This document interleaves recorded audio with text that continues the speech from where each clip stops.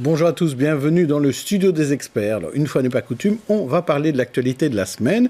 Et pour cela, nous avons 3 experts à nos côtés. En provenance du cœur de Bruxelles, Paul Grosjean, du Club Grand Place et de Lobby. Bonjour. Bonjour. En provenance de Molenbeek Kissan Awash, militante associative à l'épicerie. Et en provenance de Notre-Dame-aux-Neiges, en passant par Charleroi, Nicolas de Decker, journaliste au vif. En effet, bonjour Jean-Jacques. Alors, la grève générale a été un vif succès cette semaine. Reste encore à négocier l'accord interprofessionnel. Alors, écoutez cet extrait, c'était dans M Mercredi, un vif échange indirect entre la FEB, le patron, et la FGTB Bruxelles. Nous entendons l'objection des syndicats qui dit qu'il faut donner l'autonomie de négociation, il faut arrêter avec ces carcans. Alors, si on veut l'autonomie de négociation, on va faire comme dans les autres pays voisins, c'est-à-dire qu'on part de zéro et il n'y a pas d'indexation qui est garantie d'office, il n'y a pas de progression barémique qui sont garanties d'office. Cette fameuse loi salariale, celle qui pour le moment est contestée par les organisations syndicales, parce qu'on considère qu'elle nous met dans un carcan qui ne permet pas, comme l'a dit Michael, une juste redistribution du travail et des richesses entre le capital et le travail, elle prend déjà en compte en fait ça, ces éléments-là. Cette loi, elle vise en fait à ce qu'on regarde l'évolution de nos salaires par rapport aux pays voisins. Donc évidemment, l'inflation est déjà prise en compte. Ce que par contre la représentante de la FEB ne dit pas, c'est que cette loi va faire en sorte qu'on ne prendra pas en compte ni les sauts d'index qui ont été infligés aux travailleurs, ni toute une série évidemment de réductions de cotisations dont ont bénéficié les travailleurs.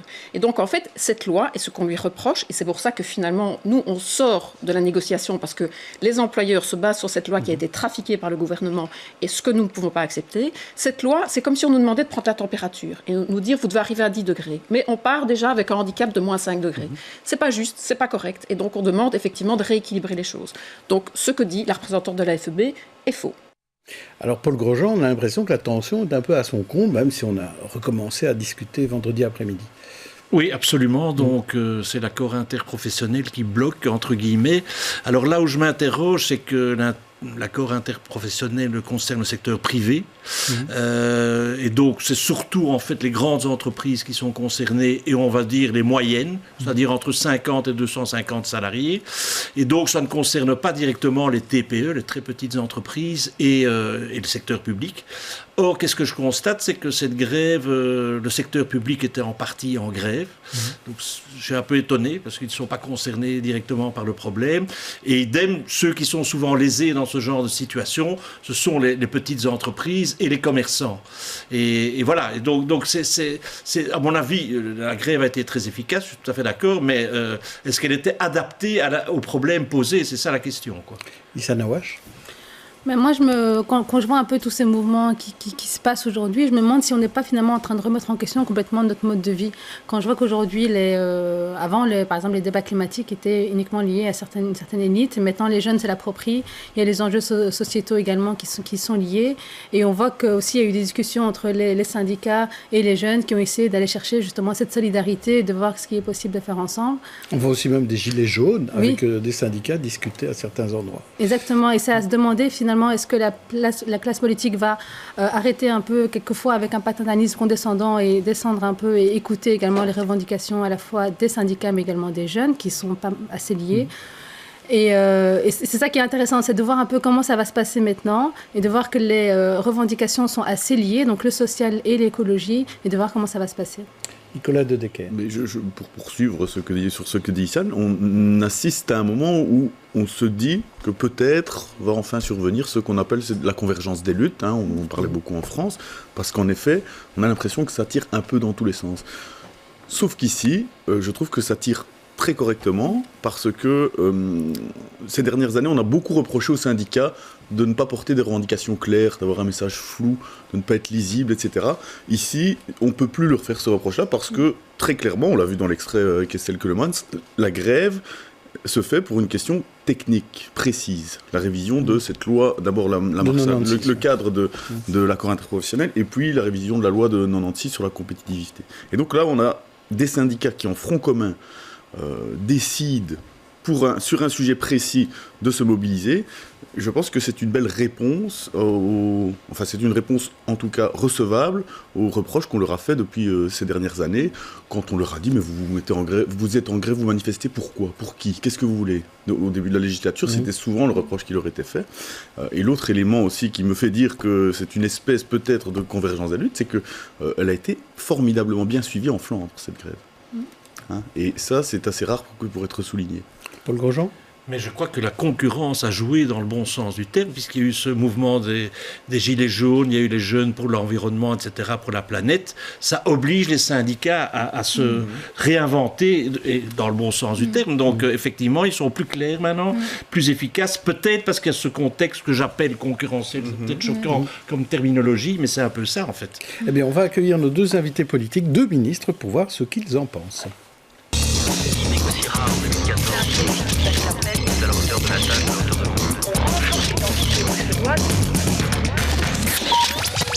Alors nous recevons Didier Gauzoin, ministre bruxellois de l'Emploi, de l'Économie et de la Formation, bourgmestre empêché d'Oderghem et Défi, et Sophie Wilmès, ministre fédérale du Budget, MR, présidente du MR Périphérie, et conseillère communale la Roth-Saint-Genès. Hein, tout à fait. ça, tout à fait. Alors, on va d'abord demander à la ministre fédérale qu'est-ce que le gouvernement fédéral doit répondre à ces syndicats qui ont manifesté, à cet accord interprofessionnel qui était sous tension, où on recommence quand même un petit peu à se parler. Comment le gouvernement, malgré tout qui est minoritaire, donc il n'y a plus de majorité, peut intervenir quand même dans cette discussion? Vous l'avez entendu, le gouvernement, par la voix du Premier ministre, a appelé à chacun à se retrouver autour de la table, parce que quand il y a grève, quelque part, c'est le constat d'un échec. L'idée, c'est pas de pointer du doigt telle ou telle responsabilité, c'est de dire comment est-ce qu'on avance ensemble dans la bonne direction.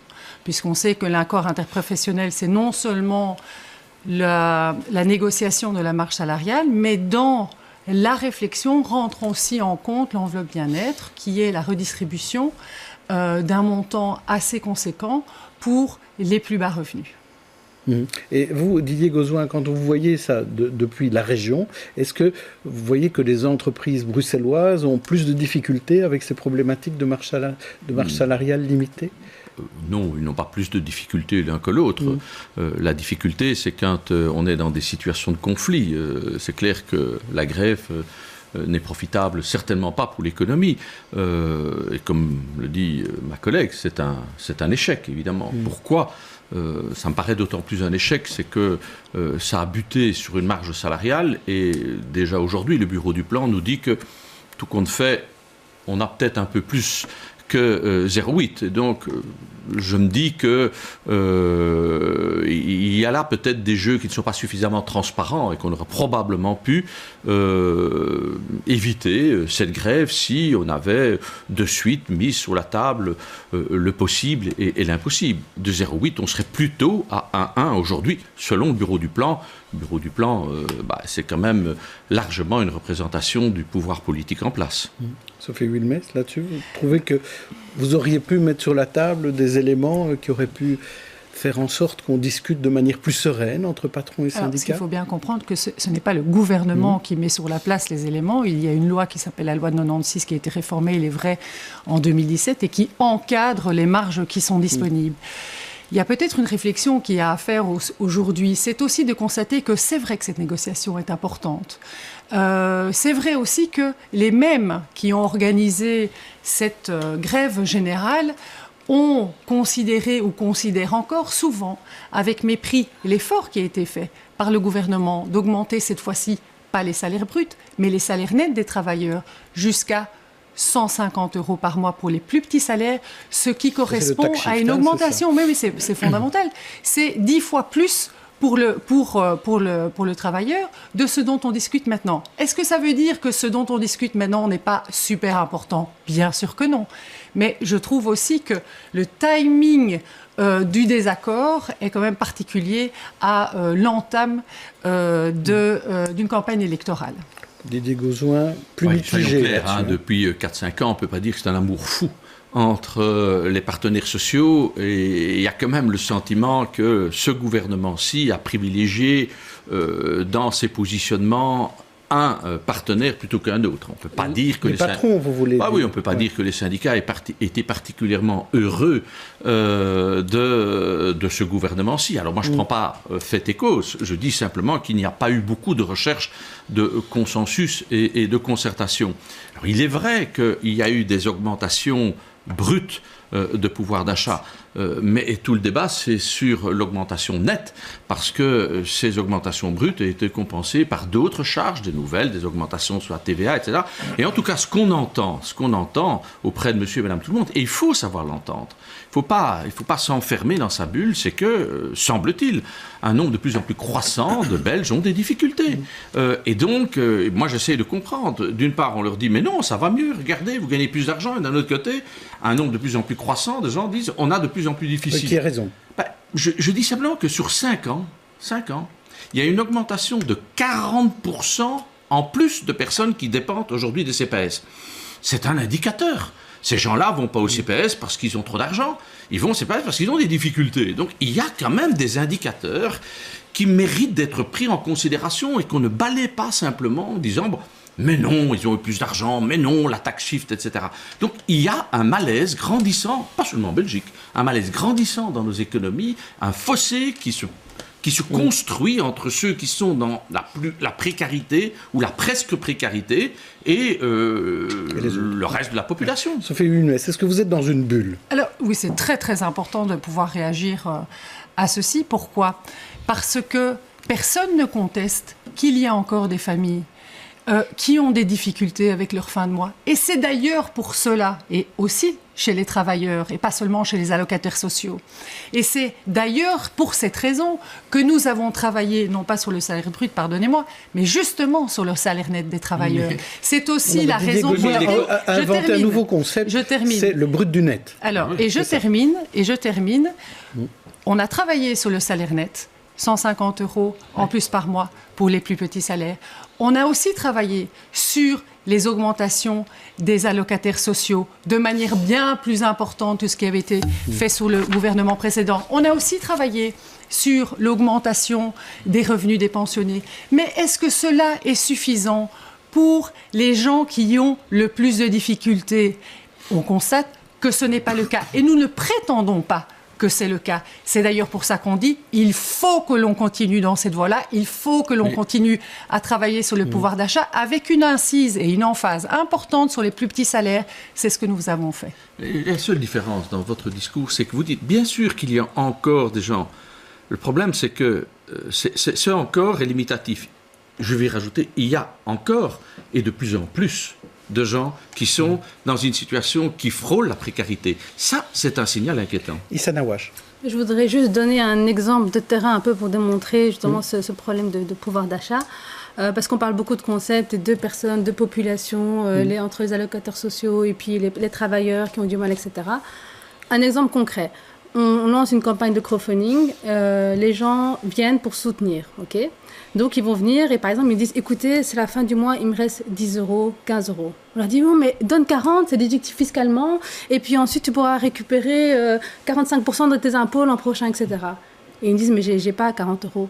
Et se dire à la fin du mois que quelquefois on est dans un delta où il reste 10, 15 €, où ils ont envie de donner pour une bonne cause ou quelque chose en lequel ils croient, c'est difficile. Et c'est vrai que quelquefois, on a du mal à réaliser que c'est le cas de personnes qui ne sont pas des fainéants, qui sont des personnes qui se lèvent pour travailler, qui sont des jeunes qui vont étudier. Et c'est juste pour donner vraiment une réalité qu'il y a, où quelquefois 20 €, 30 €, ça fait toute la différence. Je voudrais quand même vous montrer une attaque que la FGTB a faite en début de semaine.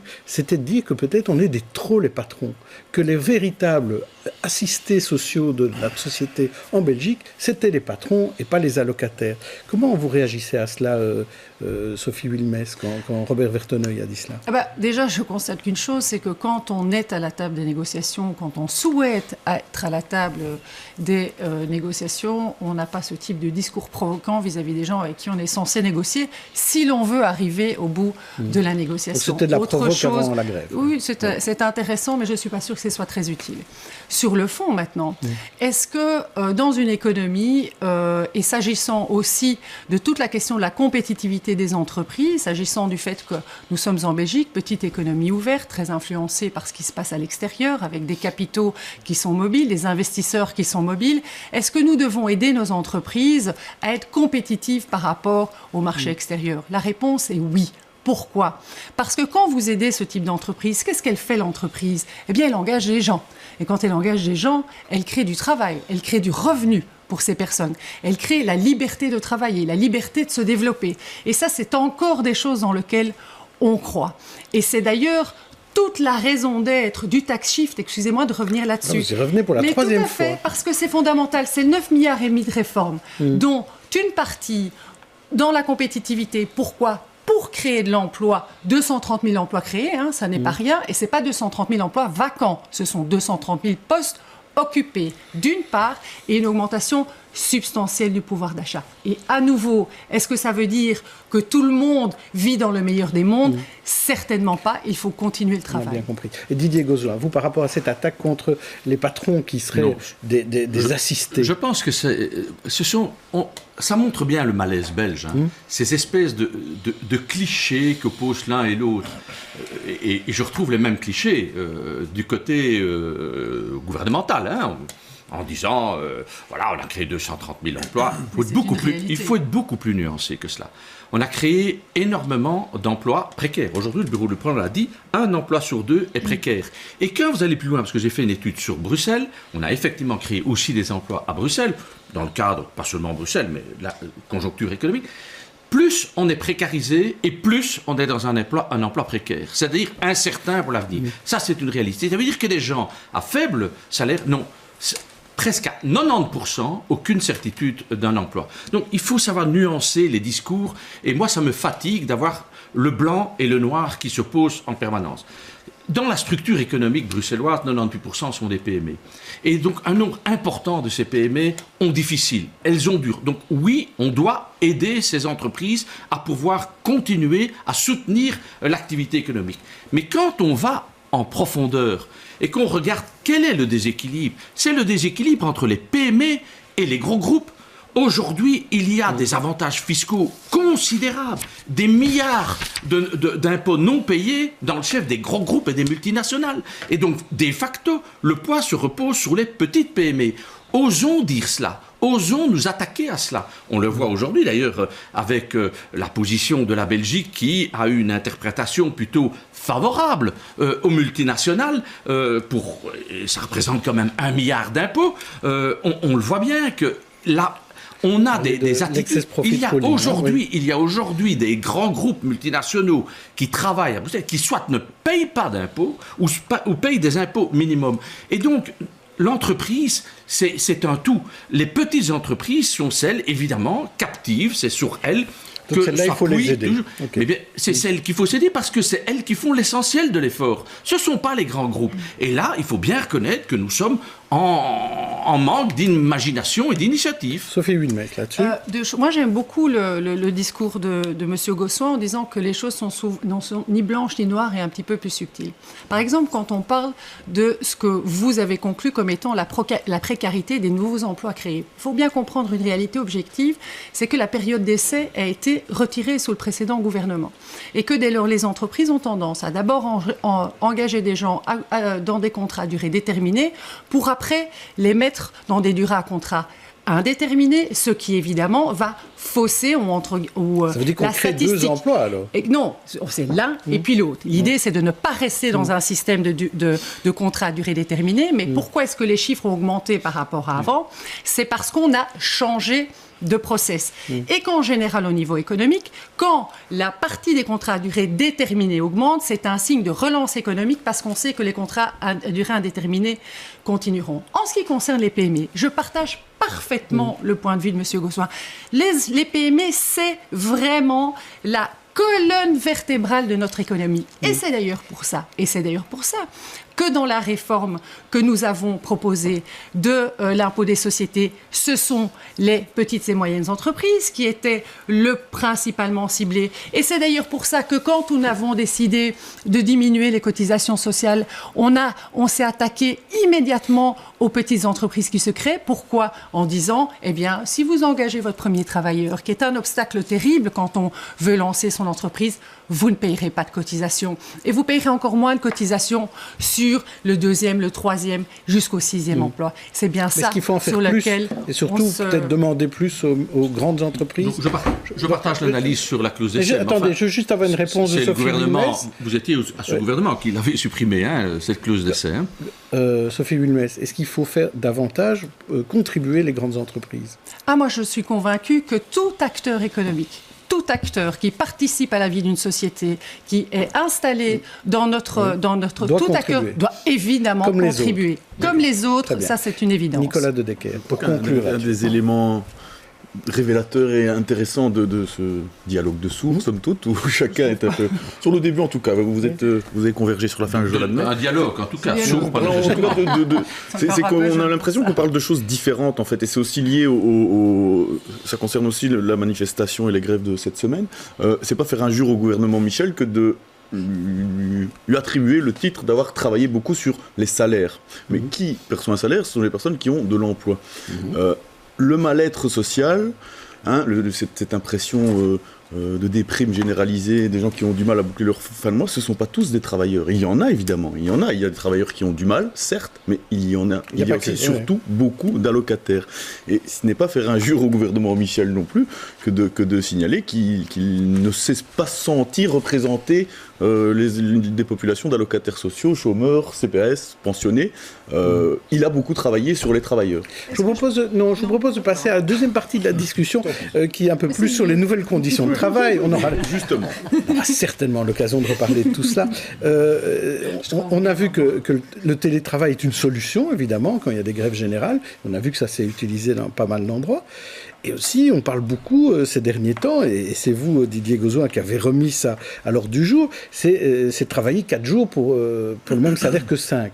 Et donc, l'idée de ce test à Bruxelles Propreté est de vouloir aller plus loin dans cette réduction du temps de travail. D'abord, quand est-ce qu'on va voir cette réduction du temps de travail dont vous parlez tant ? Donc, encore une fois, la gauche va dire réduction obligatoire du temps de travail linéaire pour tous. La droite va dire « touchez pas à ça », ça a toujours été dans l'histoire ce positionnement. Moi, j'ai autre chose. Mon constat n'est pas la réduction du temps de travail. Mon constat est qu'il y a aujourd'hui 350 000 Belges qui sont au chômage sans qualification.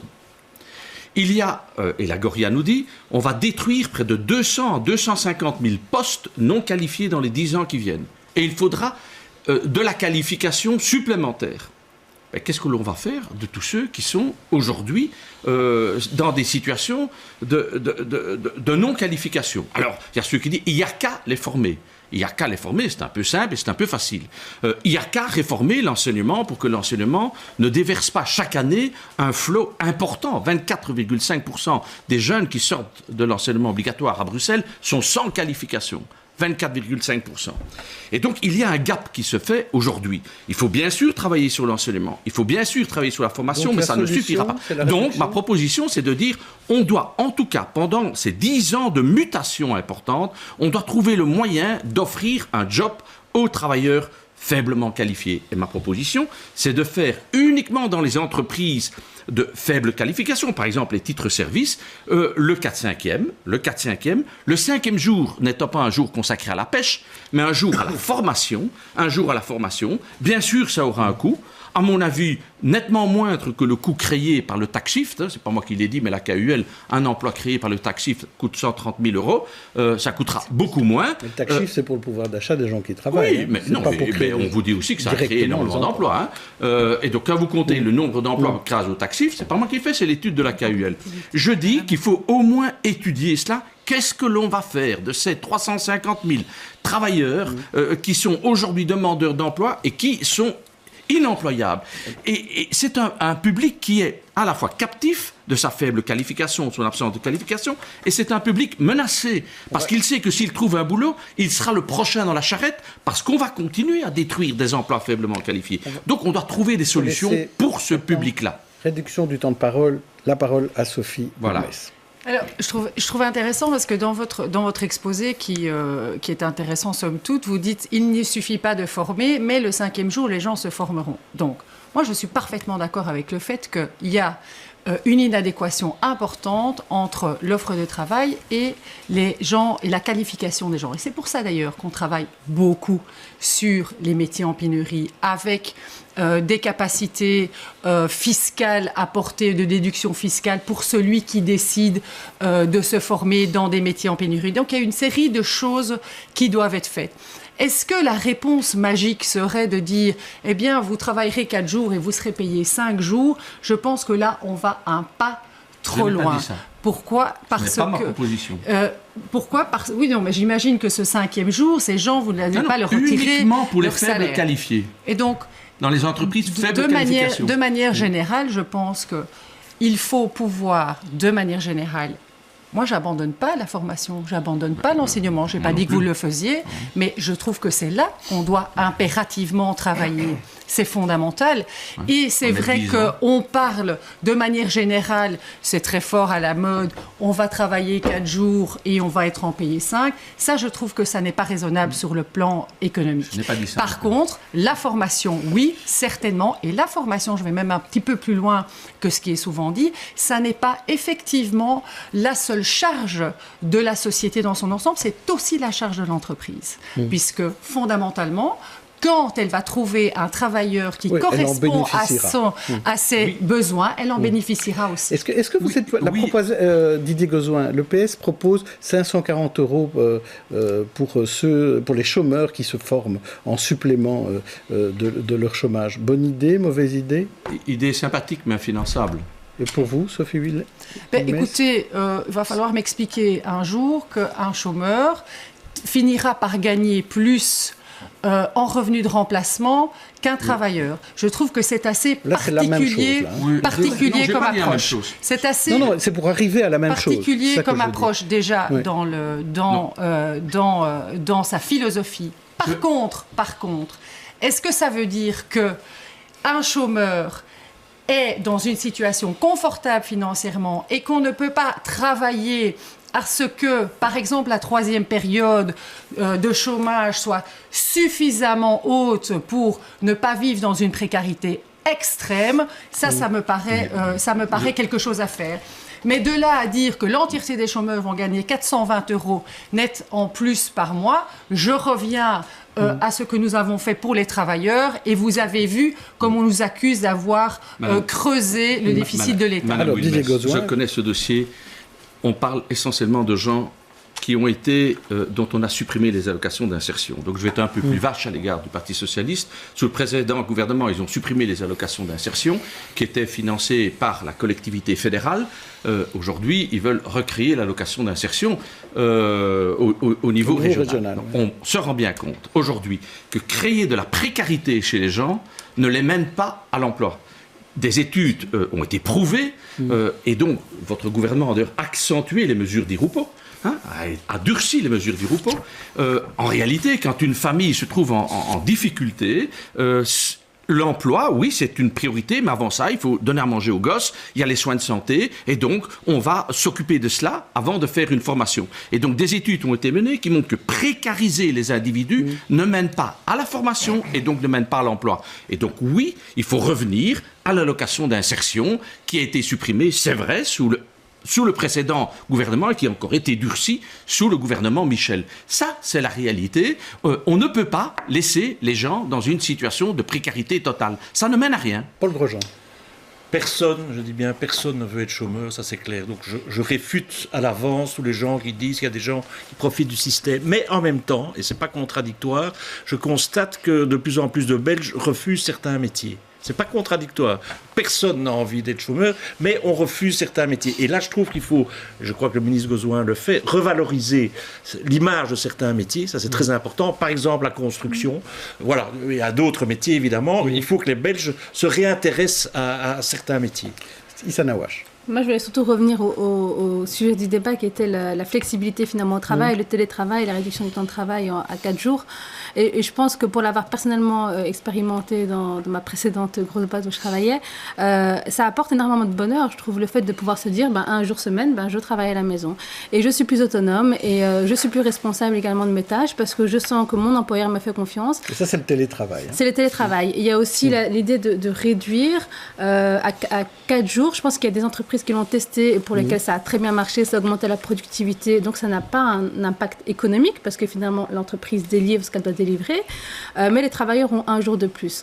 Mais quelquefois, c'est vrai que ça peut être assez compliqué parce que, et on le voit très souvent d'ailleurs, c'est quelque chose qui concerne beaucoup les femmes qui aiment bien prendre le mercredi justement en congé parental pour s'occuper de plus des enfants.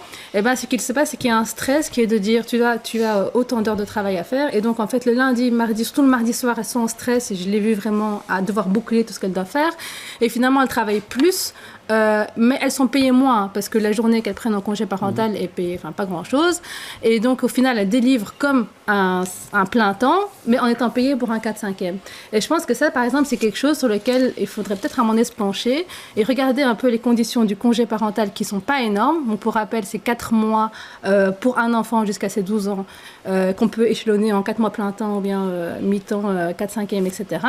Et ça serait peut-être quelque chose à faire de se dire tiens, est-ce que moi j'ai envie de travailler 4 jours semaine, je délivre pour un plein temps, mais j'ai mon salaire de plein temps.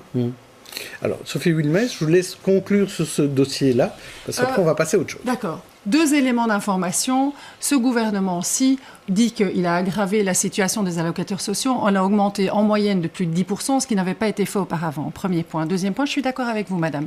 4 jours semaine, au choix de l'entreprise, mais il doit être au choix de l'entreprise et pas imposé à l'ensemble de la collectivité. Je pense que ça peut totalement être envisageable. Et pour la relation vie professionnelle, vie familiale, moi j'ai 4 enfants, je ne suis pas la seule à avoir 4 enfants. Il ne faut pas être une femme pour avoir des difficultés d'ailleurs de combiner ces deux vies-là, mais on sait à quel point c'est lourd, à quel point c'est difficile. Et tout ce qu'on va pouvoir mettre en place pour justement favoriser cet échange de la manière la plus harmonieuse possible, moi, évidemment, je suis pour. Que ce soit le télétravail, mais ce n'est pas seulement ça, c'est aussi développer les capacités de garde. Aujourd'hui, vous savez, si vous venez à 3 mois de grossesse dans une crèche, parce qu'on attend quand même un petit peu de terme pour avoir une place, vous pouvez vous lever tôt pour avoir une place en crèche subsidiée. Il n'y en a pas assez. Les activités parascolaires, elles ne s'organisent très rarement au sein de l'école. Et donc, il faut avoir des moyens ou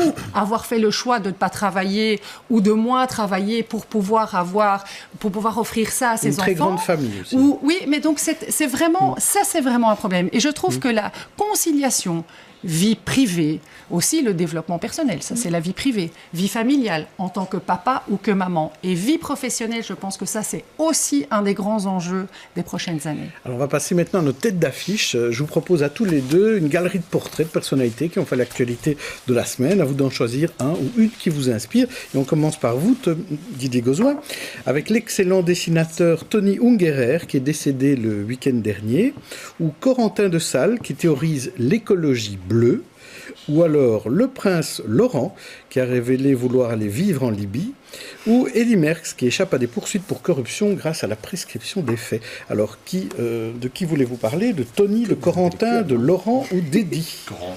Eh bien, moi, je ne veux pas parler de Corentin parce que sa dernière sortie sur la privatisation de l'écologie, ce n'est vraiment pas digne du MR. Laurent, le prince Laurent. Oui. Parce que, voilà, moi j'ai beaucoup connu, étant ministre de l'Environnement, il m'a souvent accompagné dans des missions. C'est un pauvre prince triste, à qui on ne donne pas de perspective, et donc ça montre que le système monarchique dans lequel que l'on vit est un système, bien sûr, qui nous rassure tous, mais qui crée à la fois beaucoup d'incompréhension et beaucoup d'injustice. Et donc voilà quelqu'un qui ne peut rien faire de sa vie, bien sûr, il a une dotation, mais en réalité, il ne peut rien faire de sa vie. Il est prisonnier de sa vie. Alors je ne prends pas fait et cause dans le débat, parce que je ne le connais pas sur les fonds libyens, même si d'apparence, ça me paraît un peu bizarroïde ce qui s'est passé avec ces fonds libyens, mais ça, c'est de la responsabilité des ministres qui ont instrumenté. Et donc voilà, je trouve que c'est un personnage un peu shakespearien, triste, un peu sans illusion, un peu à l'image d'une société qui cherche lui-même sa voie.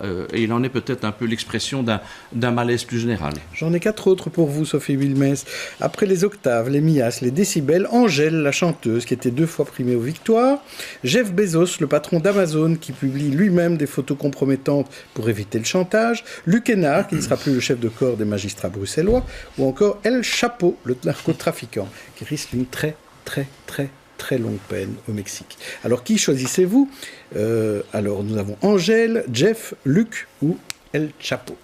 Alors, je vais choisir Angèle parce que c'est d'abord une activité plus réjouissante que les autres que vous me proposez. Oui. Et puis, c'est une grande artiste. Et elle a fait une interview récemment que j'ai pris au vol et qui m'a frappée. Elle a dit, dans mon milieu artistique, on croit souvent assez surprenant que je sois en capacité non seulement de chanter, mais d'écrire, de composer et d'être une artiste complète, parce que je suis une femme. Et ça m'a vraiment marquée. Pas qu'on découvre qu'il y a de la misogynie dans le monde, ça n'est pas la question, mais c'est vrai que de l'extérieur, sans connaître, naïvement, je me disais que justement, dans le milieu artistique, il y avait une sensibilité plus accrue et peut-être une ouverture plus accrue au changement, et je vois que là non plus, c'est pas le cas. Non, c'est réservé au monde politique, évidemment. Alors, je vais vous proposer à tous les deux, d'abord à vous, Didier Gauzoin, des infos qui vous ont peut-être ravis pendant la semaine. Donc, les voici. La 50e foire du livre spécial Flandre, le gardiennage qui engage à l'appel, la nouvelle phase pour le chantier du piétonnier, la Belgique qui doit s'excuser pour la colonisation ou ces euros de prime pour les chômeurs en formation. Alors, qu'est-ce qui vous ravit là-dedans ? Eh bien, la 50e foire du livre, je pense que le mal-être belge vient de cette incompréhension et de ce complexe culturel qu'a eu la Flandre pendant tant et tant d'années, qui a mené à beaucoup de combats linguistiques, communautaires, d'émancipation culturelle, alors que le passé culturel de la Flandre a toujours été prestigieux. Donc je n'ai jamais compris cela. Mais c'est la base de ce qu'appelait Lucien Outers le divorce belge.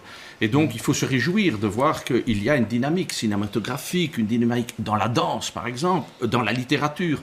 Et donc moi ça me réjouit parce que ça permettra peut-être de rééquilibrer des échanges, d'avoir un autre regard. Moi comme francophone, je n'ai jamais eu un regard négatif sur la culture flamande, que du contraire, ma mère étant néerlandophone, j'ai toujours trouvé qu'il y avait un passé culturel et un présent culturel très vif.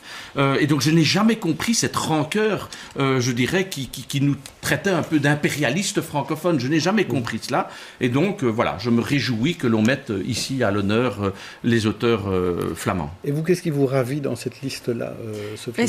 C'est terrible, mais je suis obligée. J'ai choisi en même temps. La foire je aussi. Vais pas, il y a un rapprochement. Vous voyez que c'est pas sourd quand même. C'est une flamme aussi. Alors, pour plusieurs raisons.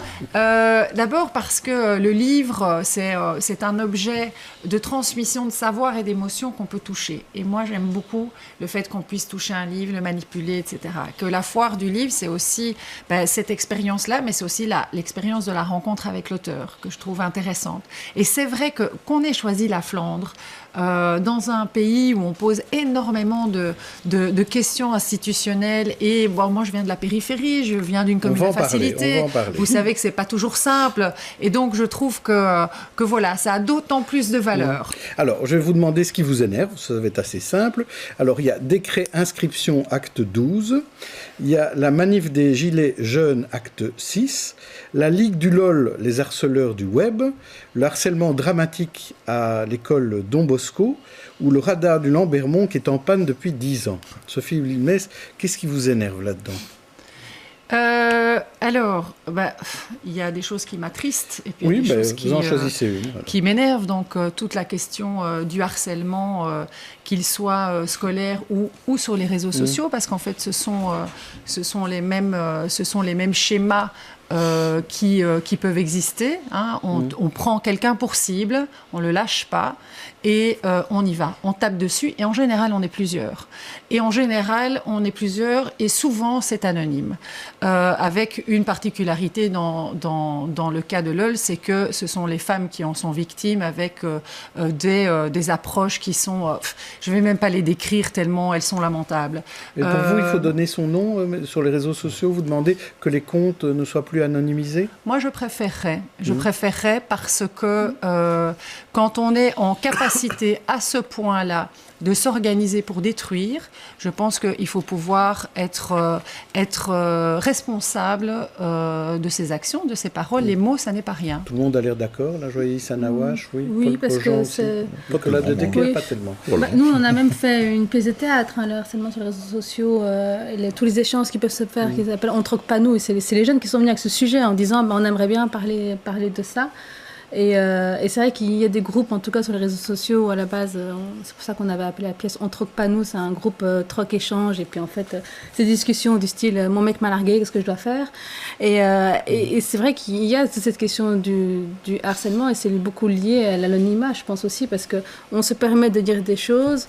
En fait, j'ai l'impression que les réseaux sociaux, c'est comme au volant, c'est-à-dire quand on est dans sa voiture, on a l'impression d'être dans une bulle, et on se remarque qu'il y a beaucoup d'agressivité, en fait, quand on est en voiture. Puis dès que les gens descendent, eh ben, c'est bon, ils sont calmés. Et c'est là pareil avec le web, en fait. Ils sont là derrière leur écran, tout ça, il n'y a pas leur nom. Et puis, dès que c'est en face, on est un peu plus gentil. Nicolas de Moi, je Decker, suis vous plus les réticent nuancez. parce que d'abord, je pense que l'anonymat, c'est aussi une protection. C'est aussi un droit dont on peut se prévaloir. Il m'est parfois arrivé, utilement, d'employer l'anonymat pour faire progresser des toi. causes. Mais jamais pour harceler. Pas pour harceler. Moi, je ne harcèle qu'en face à face. Oui. Hein. D'ailleurs, Jean-Jacques, vous en êtes... Oui, tout à fait, j'en suis depuis de victime longues années, régulièrement. mais je ne sais pas m'en lasser. Didier Gauzoin, et vous, Même voir dans cette pleurer. liste, qu'est-ce qui vous énerve dans cette liste Ce qui m'énerve d'énervement depuis 10-12 ans, c'est ce décret inscription. Voilà le genre de mesures que l'on veut prendre avec un bon objectif de mixité. Et en réalité, c'est exactement le contraire qui s'est produit. Mais exactement le contraire. Encore une fois, c'est le rôle... Certains politiques se sont dit, on va régler un problème et on va le régler par la loi.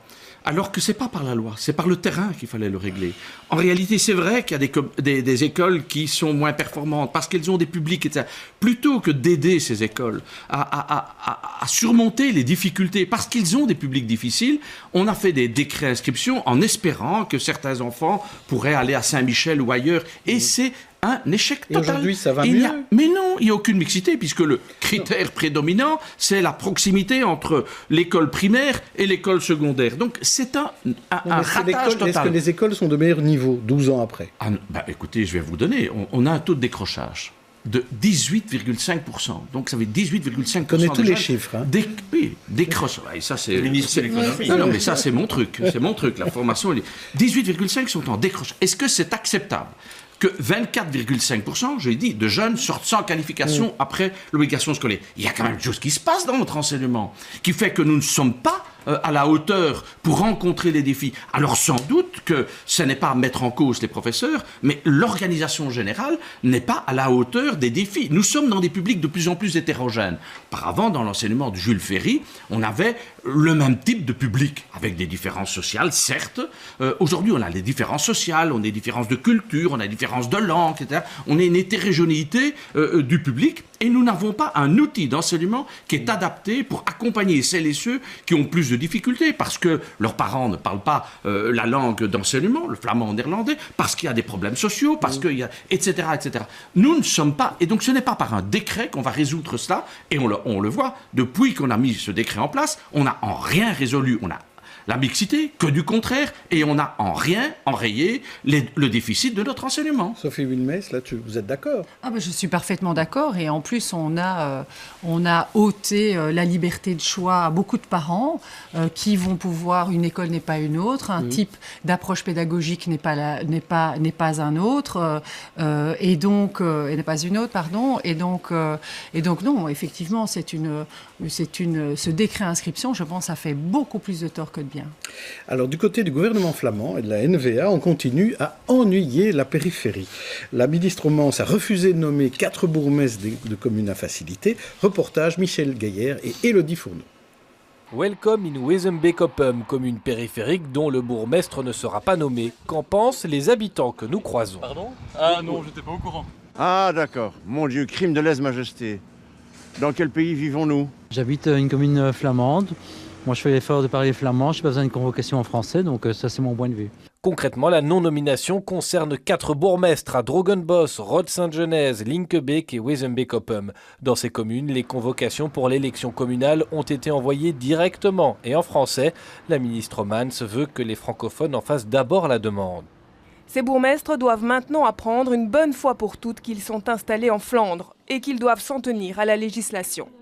La ministre s'appuie sur une circulaire de 1997. L'un des bourgmestres concernés estime que le Conseil d'État autorise ces envois en français. Nous avons respecté à la lettre 2 arrêts successifs du Conseil d'État concernant l'envoi des documents administratifs.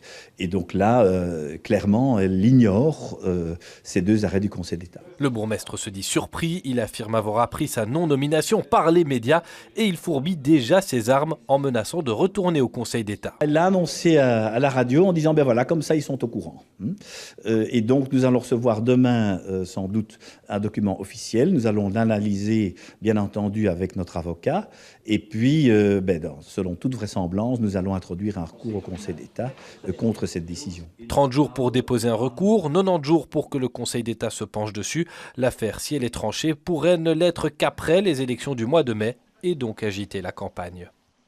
Alors Sophie Wilmès, vous qui êtes flamande de la périphérie d'une commune à facilité, qu'en pensez-vous? C'est par pur électoralisme que Lisbeth Mans a agi? Ce que je pense en tout cas, c'est qu'elle n'agit pas dans le sens de la paix communautaire souhaitée par les concitoyens. Elle nie, mais de manière frontale, non seulement, comme le disait le bourgmestre de Wezenbeek-Oppum, Frédéric Thierry, Frédéric Petit, ça va bien. Mais ils sont plusieurs. Un peu ex-Linkebeek. Non, toujours Linkebeek. Il habite toujours là. Il habite toujours là. Il est toujours frère aussi. Voilà. Donc, elle nie effectivement de manière frontale 2 arrêts du Conseil d'État. Ce faisant aussi, elle lit un dernier arrêt récent, de nouveau en faveur du droit des francophones de la Cour de cassation. Elle va aussi à l'encontre totale du choix des électeurs. Et donc, moi, ce que j'ai envie de dire, c'est qu'aujourd'hui, je pense que autant ce sont des matières pour lesquelles il faut être intraitable et on ira jusqu'au bout pour faire respecter la démocratie. Mais je pense aussi que la population, de manière générale, qu'elle habite dans les communes à facilité en Flandre ou en Wallonie, eh bien, elle attend des politiciens, des politiques, que l'on travaille dans les grands sujets de société. Les grands sujets de société, économique, pouvoir d'achat, environnement, on en a parlé ici. Et pas que l'on perde son temps à enquiquiner les francophones. Non. Donc, je regrette qu'elle n'ait pas ses priorités mieux inscrites et évidemment, nous nous battrons pour contrecarrer ces décisions injustes. Didier Gauzoin. Oui, ce sont des paroles sympathiques que l'on entend généralement aussi avant les élections. Vous savez, moi, ça fait 20 ans, 30 ans que j'ai une vision très claire du nationalisme flamand.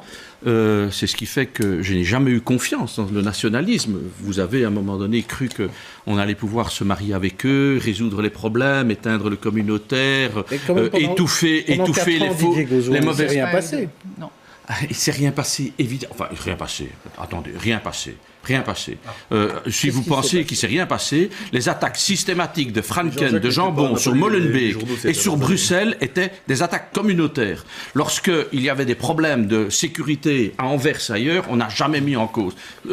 Nuance, et c'est rien passé. Il y a eu des attaques, mais qui ont été, oui, non, c'est pas grave, ils ont changé, vous verrez, ils sont quand même gentils, ces garçons-là, etc. J'ai entendu ça du côté du MR. Mais si. Alors maintenant, la donne a changé. La NVA sort, ils l'ont choisi pour des raisons tactiques, et ils ressortent évidemment leur fonds de commerce. Et puis on découvre le fonds de sauce. Mais le fonds de sauce, il est là, il sera toujours là. Et donc ça montre qu'on ne peut pas se fier à des partis nationalistes. On ne peut pas mettre ces gens au pouvoir parce qu'un jour ou l'autre, ils vous referont un coup tordu. La preuve est aujourd'hui. C'est important de réagir parce que vous mettez des mots dans ce qu'aurait dit ou pensé le MR. La constatation, c'est quoi ? C'est que quand nous sommes montés au gouvernement, la condition sine qua non, c'était le communautaire au frigo. Et qu'est-ce que nous avons fait pendant des années ? Nous avons travaillé au socio-économique avec les résultats excellents que l'on connaît. Suffisant, définitivement, certainement pas, mais la création d'emplois, elle est réelle, la diminution du déficit, elle est réelle, la relance de l'économie, elle est réelle, etc. Vous ne serez pas d'accord. Mais ce que je trouve particulier, c'est de faire croire aux gens que quand on rentre dans une coalition gouvernementale ou même à un autre niveau, on fait fi de son ADN personnel. Et de la même manière que la NVA n'a pas changé son ADN, le MR non plus. Le MR a toujours défendu les droits des francophones et je ferai remarquer que là où les droits des francophones sont les plus attaqués, c'est-à-dire dans la périphérie, le MR est le premier parti parce que la population ne s'y trompe pas. Nous avons toujours mouillé notre maillot, nous avons toujours été Thierry n'a pas été nommé bourgmestre pendant 4 ans. Au bout des choses. Madame Wilmès, donc il là, ne faut je pense pas qu'historiquement, sincèrement confondre. je ne vais pas polémiquer là-dessus. Ce sont les gens qui jugeront de savoir les alliances des uns et des autres, etc. Moi, j'habite à Rhodes, donc j'avoue ma subjectivité. Donc je suis des flamands sur ce plateau. Voilà. Donc je trouve aussi que c'est un déni de démocratie de la part de Madame Homans. Mais je voudrais poser une question à Madame Wilmès et lui dire, est-ce que ça ne vous enlève pas l'envie de gouverner avec la NVA pour le futur? Alors, très sincèrement, ce ne sont pas des signaux d'appel amicaux. C'est une évidence.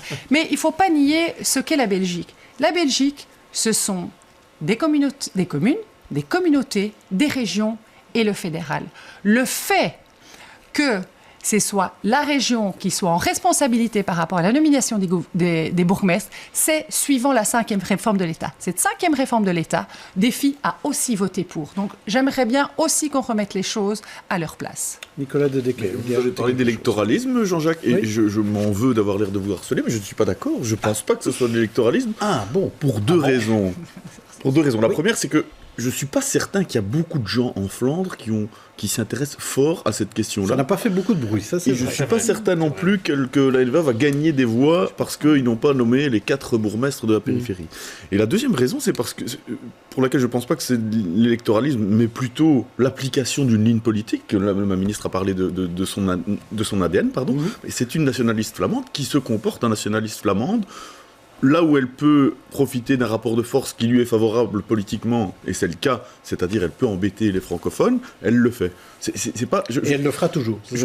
Considérons qu'un parti nationaliste qui agit comme un parti nationaliste, ne le fait pas par électoralisme, mais simplement parce qu'il est le parti qu'il est. Et donc moi, allez. Mais pourquoi maintenant? Mais on peut. Fallait attendre les élections communales. On approche des élections. Voilà. On ne pouvait pas attendre. Il fallait attendre le moment où on les nomme. Voilà, l'agenda il est ce qu'il est. Cela dit, je veux pas dire non plus que la NVA ne veut pas gagner des élections. Je pense pas. Je doute fort de l'impact sur l'opinion publique flamande de cette décision. C'est comme, j'ai l'impression que c'est une petite piqûre de rappel. Chasse aux francophones. Nous sommes en Flandre et les papiers, tout va être en flamand. différents. Et je trouve ça juste bête qu'une idéologie excluante prime sur du pragmatisme qui veut juste que le citoyen il a le droit de recevoir dans une des langues officielles du pays. Donc il y a quand même la Belgique qui prime sur les régions, je pense.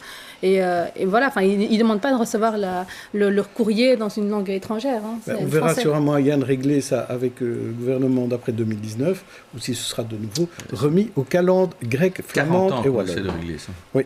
Et on n'y est pas parvenu, effectivement. On va passer à présent, à quoi ? À nos coups de cœur.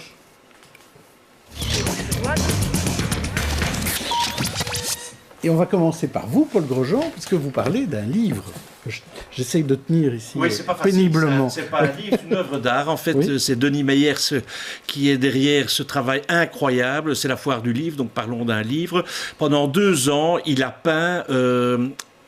le bâtiment Solvay à Ixelles qui était en voie de destruction et il a donc créé une œuvre d'art éphémère et c'est quelqu'un qui a un talent fou, qui est reconnu à l'étranger et je voulais simplement mettre en évidence ce livre édité par Métamorphosis qui est vraiment superbe.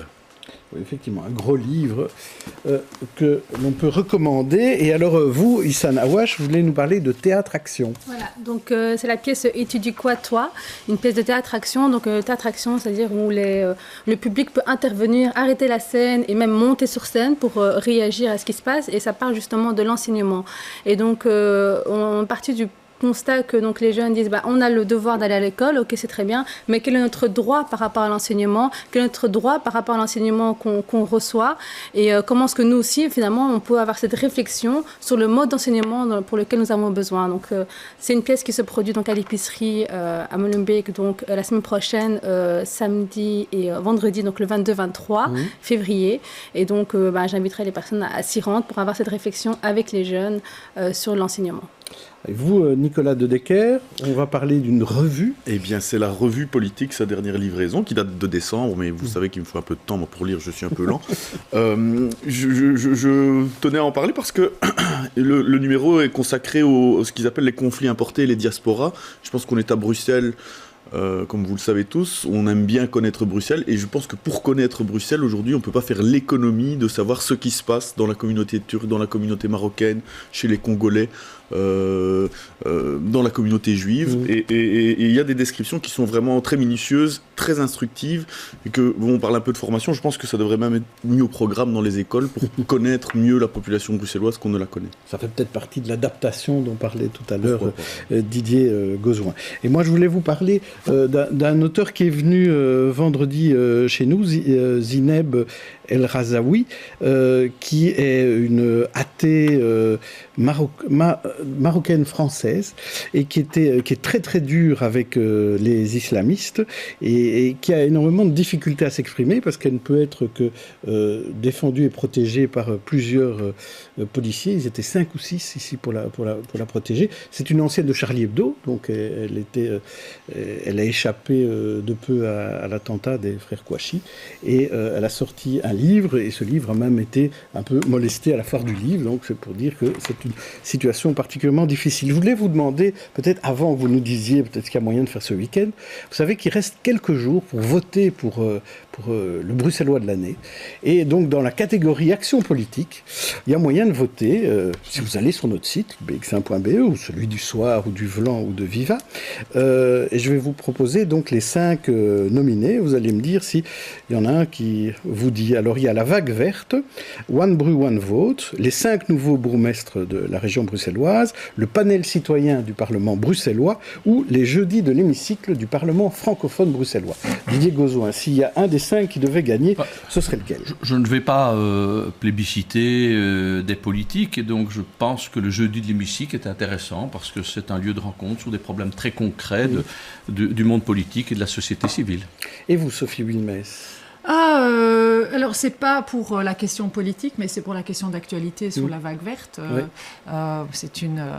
Je pense effectivement que toute la question de l'environnement et la question climatique vient au-devant. Moi, j'ai en plus des ados qui ont participé évidemment aux manifestations. Ouais. Ça a fait l'objet de beaucoup de discussions. Donc, ils étaient avec Madame Marguem, alors ils étaient dans le même groupe Mais vous savez quoi ? Mes enfants pensent aussi, et je pense qu'ils font un appel aux politiques politiques en général, peu importe le parti, et ils font un appel à la société, ils font aussi un appel à leurs parents. Et donc, je pense qu'il faut éviter de s'approprier un courant, parce que la planète n'a pas de couleur, et si elle en a une couleur, ce serait peut-être qu'elle était bleue. Mais voilà, c'est ça que vous voulez dire. Merci à tous, on se retrouve la semaine prochaine.